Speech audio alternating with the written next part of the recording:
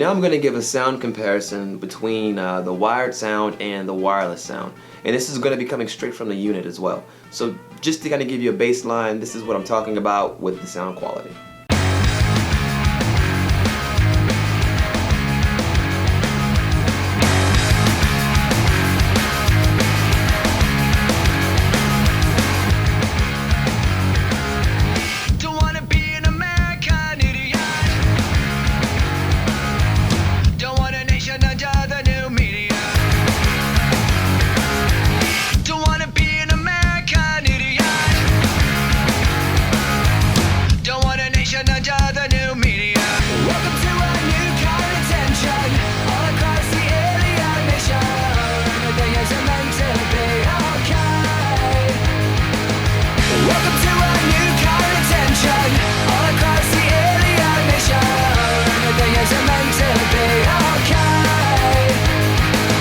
That concludes my review of the Galaxy Audio AS-1100 system for your personal monitors.